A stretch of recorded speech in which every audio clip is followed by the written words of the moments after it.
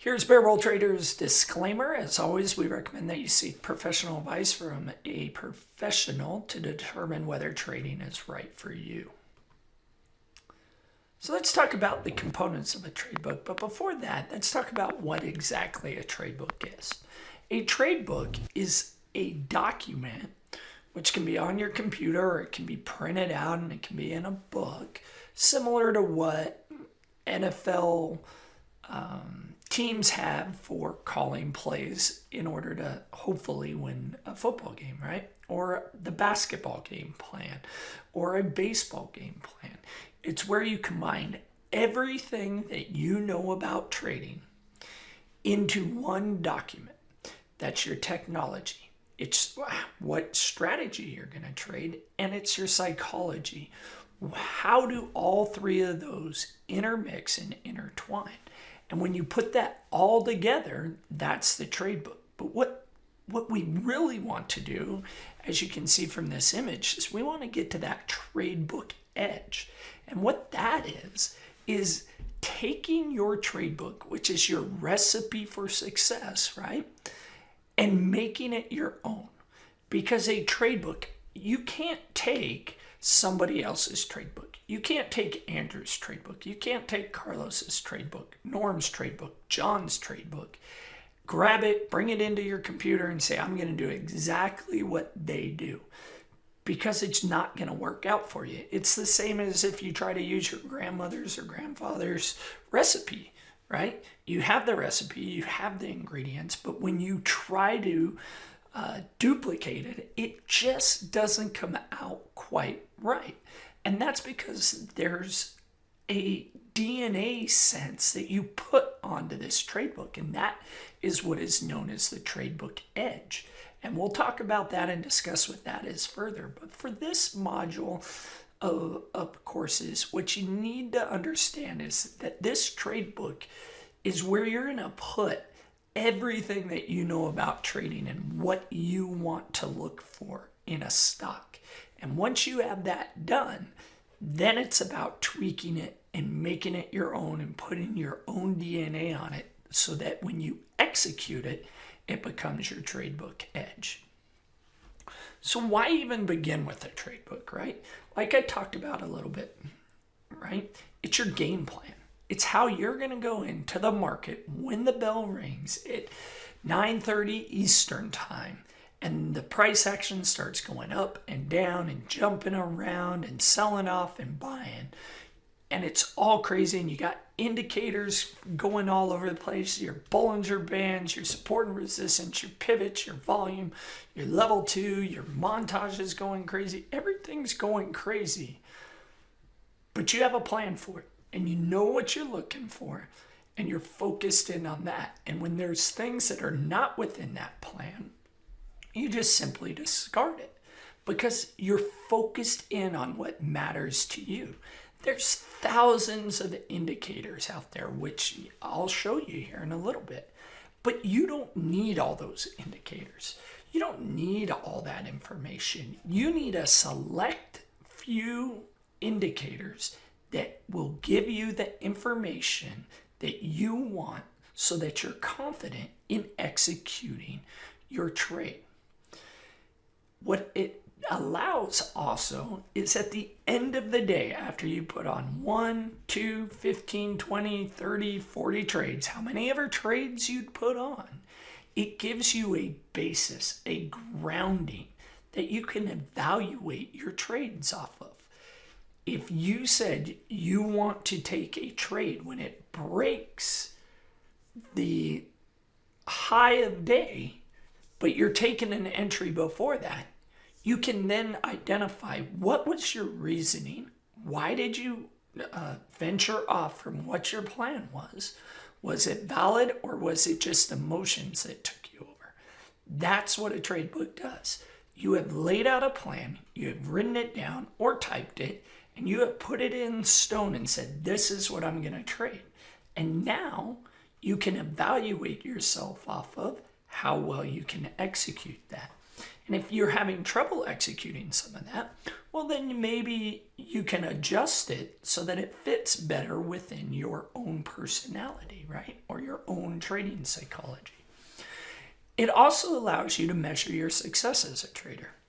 If you are executing a trade book and it is producing a negative sloping equity curve, then you probably need to take a second look at your trade book, reevaluate it, reassess it, and see what things inside that trade book are causing your equity curve to go down. And it could be in your technology bubble, it could be in your strategy boost circle, or your psychology circle. You never know which one it is. But one thing off in any three of those circles will adjust what that trade book edge looks like. So you want to be able to measure yourself, and that trade book gives you a valuation of that. Otherwise, you're just going in day after day, evaluating yourself off of an arbitrary metric that you established the day before based upon how you traded the day before or the week before or the month before. So, with that being said, what are actually in each one of these circles? So let's take a look at the technology, right? Now, this isn't all-inclusive, but this is some things, right? You have your trading tools. And when I talk about trading tools, these are how you're inputting your orders. Are you using a gaming keypad? Are you using a keyboard? Are you going to use your mouse and the digital and the montage that's on the computer? Are you using a Stream Deck? Or using some other type of tool to input the orders? For that matter, it goes into what is your trading platform, right? Well, are you using DAS? Are you using Thinkorswim? Are you using your broker's basic standard trading platform? All those kind of go into play with that. Then you have your hotkeys or hot buttons. And you might think, oh, this is a simple question. Do I use hotkeys or do I use hot buttons? And you may say, yes, I use hotkeys, or I use hot buttons, or I'm going to use the mouse. But it goes further than that. These should be identified. The hotkeys and hot buttons inside your trade book should be identified if they provide you with assistance in executing your trades. So for example, for me, I enjoy taking high of day breaks.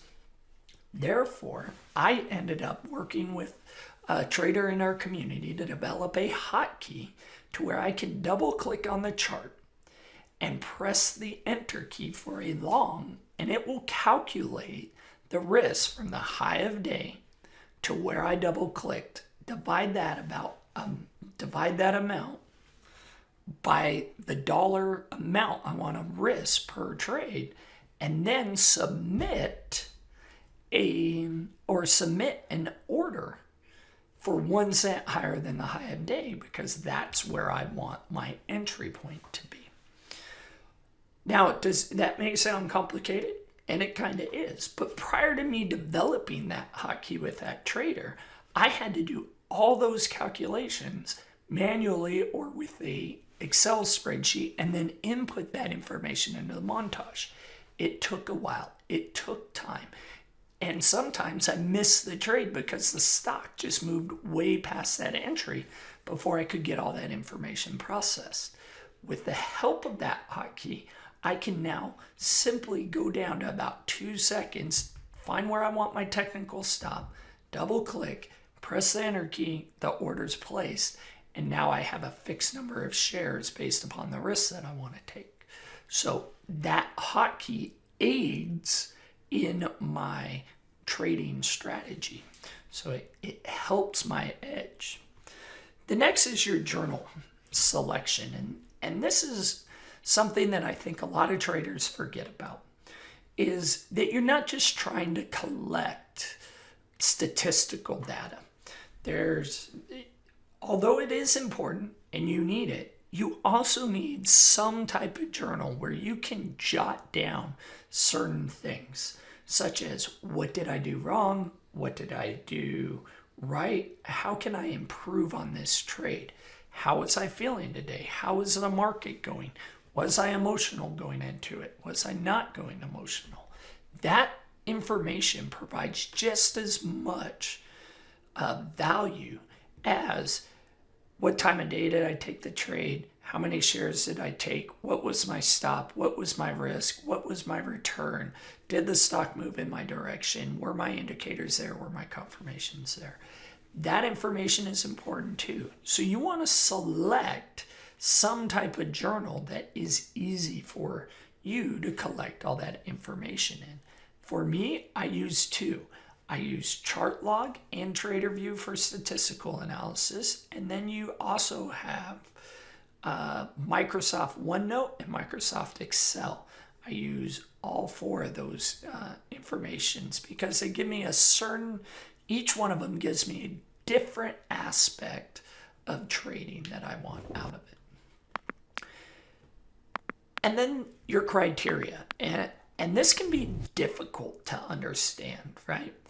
So when you're doing a trade analysis and you're looking at your trade, you want to be able to have criteria that you can rate yourself on that is objective as possible. And the reason I say objective as possible, because journaling criteria and evaluating a trade is very subjective, and your emotions absolutely play into how you evaluate that trade when you journal it. If you have objective measures that are out there or metrics that you can evaluate yourself on, it becomes easier when you're emotional to stick to those metrics and give you a solid base analysis of the trade that you conducted. So these are some of the basic ones. In future videos, we'll cover in depth each individual aspect of it and how it can improve your trade book. Next is your strategy. And this is the meat and potatoes, I'm not going to lie, of the trade book. A lot of your information is going to be in this area. You're going to spend a lot of time on it. Once you get your technology down, getting into your strategy is very, very simple, right? And in here, you want to identify what your strategy tenets are. And what do I mean by tenets? I mean your beliefs. What are your beliefs about trading? Do you believe in stopping out? Do you believe that you should move your stop to break even after you take a partial? What is the most important thing? Is putting on risk important? Is minimizing risk important? Is managing risk important? Is the enjoyment of taking a lot of trades each day important? I don't know. It has to come down to you and fit within your belief system. Then you have your trading rules. Now, these rules that are here are specific to the strategy. They are different than your overall trading rules. Your overall trading rules are for the entire day. The rules I'm talking about here are specific to a strategy, okay? If you trade ABCD patterns, there may be a specific type of volume setup that you're looking for. If you're trading a V reversal, there may be a certain type of candle that you're looking for to execute the trade. And if you don't see that, even though it may look like a good setup, you don't want to trade it. So again, these rules inside this strategy bubble are based upon the specific strategy that you're executing. Then you have your framework, and your framework evolves around your stock selection criteria. And we'll get into this in depth in a future video, but it's about what type of volume do you want to see? Does it matter if the stock is gapping up or down? Does short interest matter to you? What type of float do you like to trade? Also, what ATR, average true range, does that matter to you when you're going through? If these words seem foreign to you, it's okay. In a future video, we're gonna cover them in depth and how each one of those aspects can affect your strategy in a sense. Then you want risk management specific to your strategy. If you're trading an ABCD pattern, your risk management's going to be different than if you're trading an opening range breakout. If you're trading a break of high of day, it's going to be different than if you're trading a mountain pass strategy. So you want to make sure that you identify the risk management specific to the strategy that you are trading. And this also goes for the trade management. I'm going to use a mountain pass and a break of high of day, two type of trades for you. In a break of high of day, you are not looking for the trade to run that much because the majority of them just don't run that much as you're taking an entry near the top of the range. Whereas a mountain pass, you are taking the trade in the opposite direction of where it's trending, and you're at the top of that range looking either to take it short, or you're getting an entry at the bottom of the range, taking it, looking to take it long. Therefore, your return on it can be much greater, which means how you manage that trade is going to be completely different per the strategy. So when you're developing your trade book, you want to make sure that you identify what your trade management strategy is going to be. Here's something that's important. You always want to keep track of what your best and worst trades were. You can keep one of each, or you can keep a couple of each, but it's important to be able to every now and then go back, look at what your best trade was and say, you know what, I can do this. And then look at your worst trade and be like, this is what I absolutely cannot execute anymore. I need to stay away from that. And it's just good reminders to bring up both the best and the worst, because it will help you as you go on. And then you have your plan. And I really want to get into that aspect of this part of the strategy for you. So what is a strategy? It is basically a chart pattern that you believe gives you an edge in the market, meaning that when you trade that specific chart pattern, you will win more times than you will lose, and your returns will produce a positive equity curve. This is what a strategy overview looks like. I chose the break of high of day. One, because I trade it, but two, it's very easy to understand, and it keeps things very simple for people as we go through. So I'm just going to cover each area within this strategy plan so you know what you're looking for as you develop your trade book. So indicators, these are the things that get you interested in a stock, okay?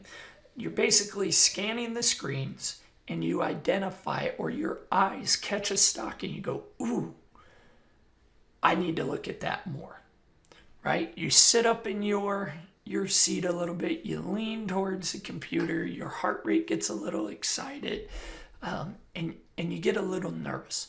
Those are the things that get you interested in the stock. Those are indicators. Now, when you pull up that stock, you want to look for confirmations that your initial instinct was correct. And those things can be very similar to indicators, but they're the things that make you want to take an entry. So for this break of high of day, for me, the one thing that really makes me want to take a break of high of day trade is rising volume into the break, meaning that the volume is increasing as it's approaching that breaking point, because that's telling me that there's buyers, there's enthusiasm, people want to get into that trade. So that's a confirmation. Your entry is the point you are looking for. And this is why I chose the break of high of day. The entry point for a break of high of day for me is 1 cent higher than anybody else has been willing to pay for. Because that tells me someplace in the world there was somebody willing to push the price higher than at any other point within the trading day. So that's my entry point. Depending on the strategy you trade, depending on your risk tolerance, depending on your ability to handle risk, will determine where you want to place your entry point. But you want to try to identify that as well, what's the right word I'm looking for? As clearly as possible, so that you can repeat it over and over and over. And sometimes it might not be a level on a chart. Maybe it's something that you see down on the volume bars, or maybe it's in the level 2 that you see, or maybe it's how the last price action line is moving. But you want to clearly identify what's that tripping point that says push the button. That's what you're looking to identify here. Then your stop loss. This is a technical level where when the price comes to this, your trade is no longer valid at, and you're saying, hey, I'm getting out. Like, I'm done, I'm out, I no longer want to be in this trade. It is very important that this is a technical level and not an arbitrary level, because if it's an arbitrary level, other traders aren't looking at it. If it's a technical level, I recommend that you don't set it right at that level, because everybody, to include the computers, are looking at that. It's always good to go slightly lower if you're long, or slightly above if you're short. This gives you a little bit of wiggle room. But again, that goes into your risk tolerance. And then the last thing is your targets. You want to know when and where you want to take your partials, or where you want the stock to move to before you get out of the position completely. All right, again, very similar to what I was talking about before, is that each strategy is different in how you manage the trade. But on this page, you specifically want to identify for whatever strategy you're talking about where you want to get out. And then the last component of the trade book is psychology. And I'm a big proponent. This really is the secret to your success. It's easy to pick up the technology. It's easy to learn how to operate a system, to put in orders, to execute orders. Over time, you're going to learn price action. You're going to see your charts repeat over and over and over again. You're going to see your volume over and over and over again. But you got to find a pattern or a strategy that fits with your personality, so that it is comfortable for you to trade and for you to handle the risks that you're applying into the market. And we have some ways to help you with that. First is a trader personality profile. I think it's very important that you put this into your trade book, because it's going to help you identify what type of trader you are. There is a link for it if you go look under the psychology modules.